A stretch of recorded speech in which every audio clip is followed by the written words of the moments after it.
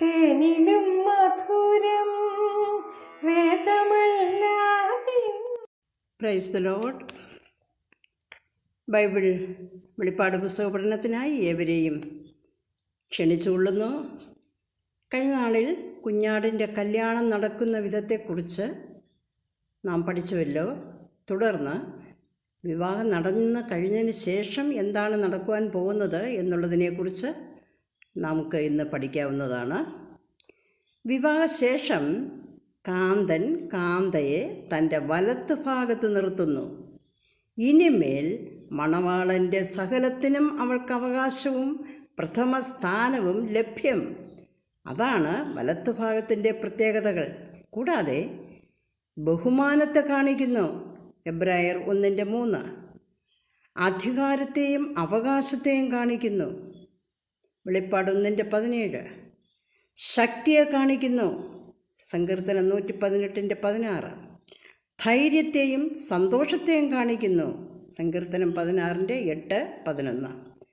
തൻ്റെ വലത്തുഭാഗത്ത് എന്നും പ്രമോദങ്ങളുണ്ട്. അവൻ എൻ്റെ വലത്ത് ഭാഗത്തുള്ളതിനാൽ ഞാൻ കുലുങ്ങിപ്പോകയില്ല. Praise the lord. ഹല്ലേലൂയ. വിവാഹശേഷം കർത്താവ് കാന്തയാം സഭയെ തൻ്റെ വലത്ത് ഭാഗത്ത് ചേർത്തുകൊണ്ട് ഭർതൃഗ്രഹമായ രാജമന്ദിരത്തിനകത്തേക്ക് പ്രവേശിക്കുകയാണ്.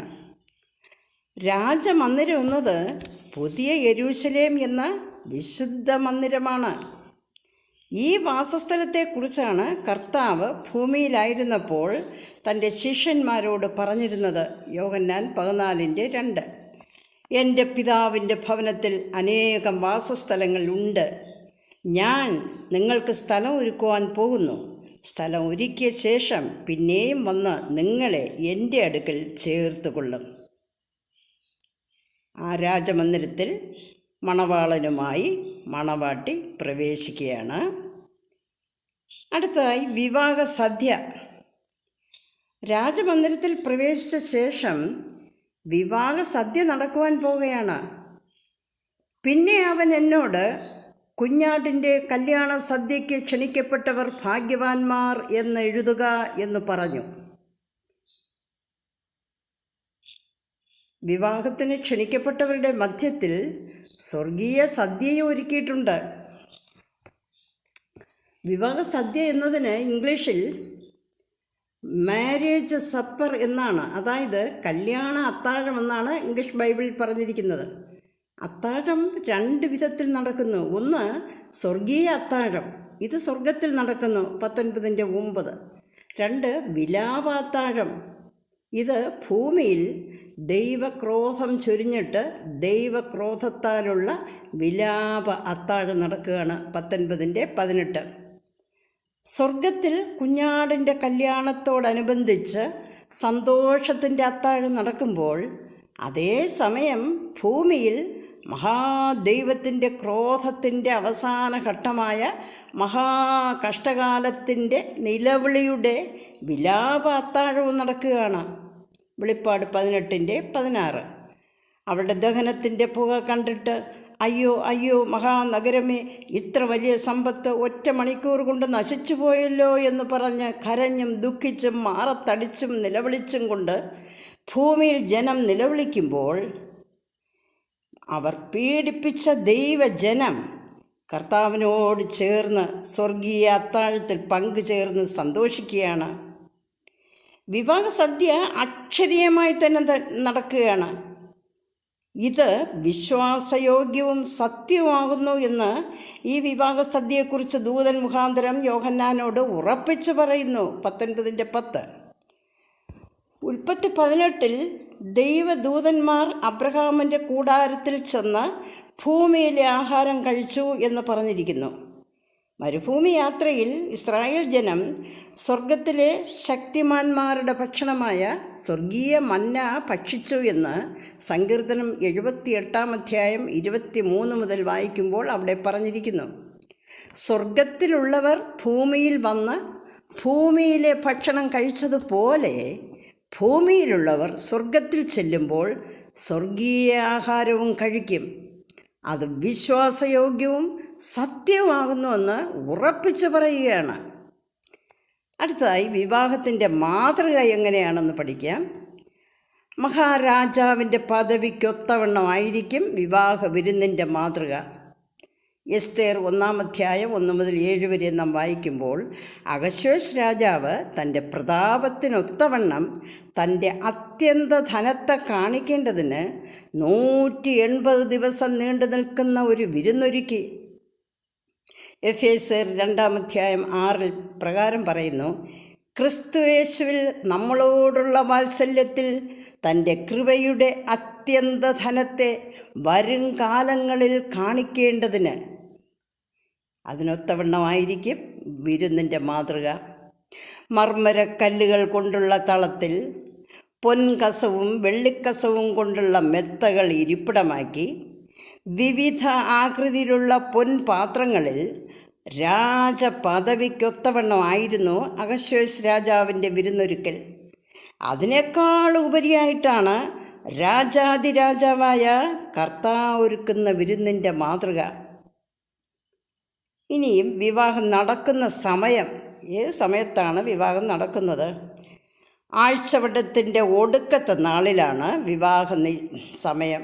അതായത് 70-ാം ആഴ്ചവട്ടത്തിൻ്റെ 7 വർഷമായ മഹോപദ്രവകാലത്തിൻ്റെ അവസാന ഘട്ടത്തോടടുത്തുള്ള രാത്രിയിൽ പ്രഭാതത്തോടടുത്ത സമയമായിരിക്കും വിവാഹം നടക്കുന്ന സമയം.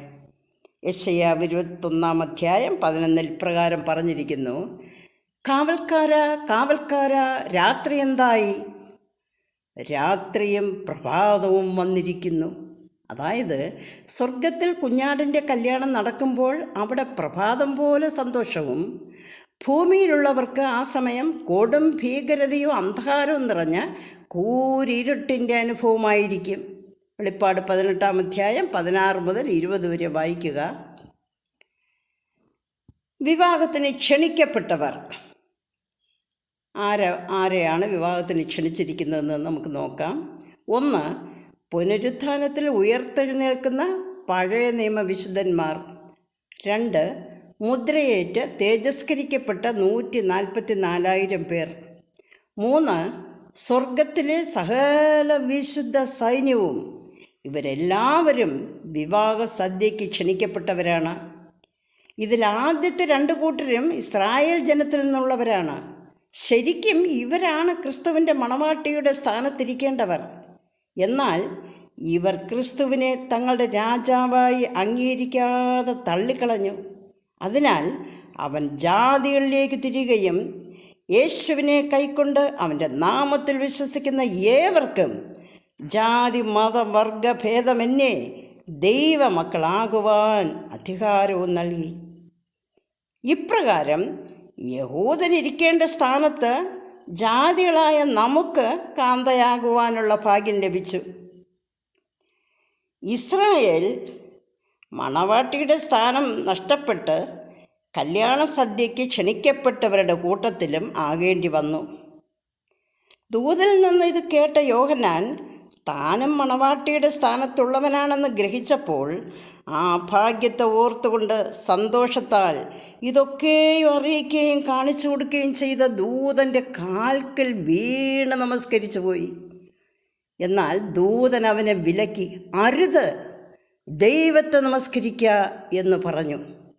സ്രഷ്ടാവായ ദൈവത്തെ അല്ലാതെ മറ്റൊന്നിനെയും ദൂതന്മാരെ പോലെ നമസ്കരിക്കുവാൻ പാടില്ല എന്ന സത്യമാണ് ദൂതൻ ഇവിടെ മനസ്സിലാക്കി തന്നിരിക്കുന്നത്. ഇനിയും വിവാഹ വിരുന്നിന് ശേഷം, രാജമന്ദിരത്തിലെ വിവാഹ വിരുന്നിന് ശേഷം മണവാളൻ തൻ്റെ ഭവനമായ സ്വർഗത്തിൽ നിന്നും മണവാട്ടിയുമായി സ്വർഗത്തിലെ സകല വിശുദ്ധന്മാരോടൊപ്പം മണവാട്ടിയുടെ ഭവനമായിരുന്ന ഭൂമിയിലേക്ക് ഒരു ദിവസത്തെ പാർപ്പിനായി വരാനൊരുങ്ങുകയാണ്. മണവാട്ടിക്ക് നഷ്ടപ്പെട്ട ഭൂമിയിൽ കുടികിടപ്പ് അവകാശവുമായി വന്നു കയറി ഭരിക്കുന്ന ശത്രുവായ സാത്താനെ മണവാട്ടിയുടെ ആഗ്രഹപ്രകാരം ഇറക്കിവിട്ട് ഭൂമിയുടെ അവകാശം യഥാർത്ഥ അവകാശിക്ക് നൽകിക്കൊണ്ട് അവളുടെ വീട്ടിൽ ഒരു ദിവസത്തെ പാർപ്പിനായി മണവാട്ടിയുമായി കടന്നു വരികയാണ്. മണവാട്ടിയോടുള്ള സ്നേഹം കൊണ്ട് അവളുടെ ഭവനമായ ഭൂമിയുടെ കേടുപാടുകൾ തീർത്ത് മോടി പിടിപ്പിച്ച് പുതുക്കിപ്പണിത് മനോഹരമായി തീർക്കുന്നു. കഷ്ടത, പട്ടിണി, രോഗം, മരണം, കണ്ണുനീർ, നിലവിളി തുടങ്ങിയ സകല വേദനകളും മാറ്റി വരണ്ട നിലത്തെ ജലതടാകവും മരുഭൂമിയെ ഉദ്യാനവുമാക്കി തീർത്ത് നല്ല കാലാവസ്ഥ നൽകി 100 മേനി വിള തരുന്ന ഫലഭൂയിഷ്ഠമായ ഒരു ഭൂമിയാക്കി മാറ്റി മനോഹരമായി ഒരുക്കിയെടുത്ത് മണവാട്ടിയുമായി ഒരു ദിവസത്തെ പാർപ്പിനായി വരികയാണ് സക്കറിയാവ് 8:12, യോവേൽ പ്രവചനം 2:21 മുതൽ 24 വരെ. ദൈവത്തിൻ്റെ ഒരു ദിവസം എന്നത് മനുഷ്യൻ്റെ 1000 വർഷം ആകുന്നു. അതിനെ സഹസ്രാബ്ദ വാഴ്ച എന്ന് പറയുന്നു. പ്രവചനപ്രകാരം ദൈവത്തിൻ്റെ ദൃഷ്ടിയിൽ ഒരു ദിവസം എന്ന് പറയുന്നത് മനുഷ്യൻ്റെ 1000 വർഷമാകുന്നു. ഇതിനെക്കുറിച്ച് ബൈബിൾ 2 പത്രോസ് 3:8, സങ്കീർത്തനം 90:4 എന്നീ വേദഭാഗങ്ങളിൽ പറയുന്നു, കർത്താവിന് ഒരു ദിവസം 1000 സംവത്സരം പോലെയും 1000 സംവത്സരം ഒരു ദിവസം പോലെയും ഇരിക്കുന്നു. ആയതിനാൽ സഹസ്രാബ്ദ ഭരണത്തിനായി യേശു ക്രിസ്തു രാജാക്കന്മാരുടെ രാജാവായി തൻ്റെ രാജ്ഞിയായ കാന്തയാം സഭയെയും കൊണ്ട് സ്വർഗത്തിലെ സകല വിശുദ്ധന്മാരുമായി ഭൂമിയിലേക്ക് ഇറങ്ങി വരികയാണ്. അരുണോദയം പോലെ ശോഭയും ചന്ദ്രനെപ്പോലെ സൗന്ദര്യവും സൂര്യനെപ്പോലെ നിർമ്മലതയും കൊടികളോട് കൂടിയ സൈന്യം പോലെ ഭയങ്കരത്വമുള്ളവളായി പ്രിയൻ്റെ മേൽ ചാരി വരുന്നോരിവൾ ആർ? കർത്താവ് ഇതിനുത്തരം വിളംബരം ചെയ്യാണ്. വാനദൂത സംഘങ്ങളൊന്നായി വണങ്ങുമ്പോൾ വാനമധ്യത്തിൽ പ്രിയൻ വിളംബരം ചെയ്യും. എൻ്റെ കാന്തയാമിവൾ, പാരിൽ കഷ്ടമേറ്റവൾ. എൻ്റെ കാന്തയാമിവൾ, പാരിൽ കഷ്ടമേറ്റതാൽ വാഴും രാജ്ഞിയായി യുഗായുഗങ്ങൾ. വാഴും രാജ്ഞിയായി യുഗായുഗങ്ങൾ. സ്വർണശോഭയേറിടും സിംഹാസനത്തിന്മേൽ പങ്കിലമാകുന്നു പളുങ്കിൻ കടൽ തീരെ. പൊന്മണി മകുടമായി മിന്നും മാളികകളിൽ. പൊന്മണി മകുടമായി മിന്നും മാളികകളിൽ.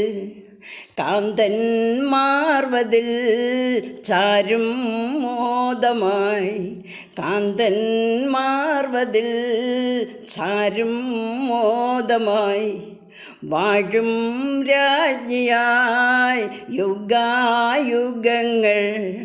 വാഴും രാജ്ഞിയായി യുഗായുഗങ്ങൾ. ആമേൻ. Praise Lord.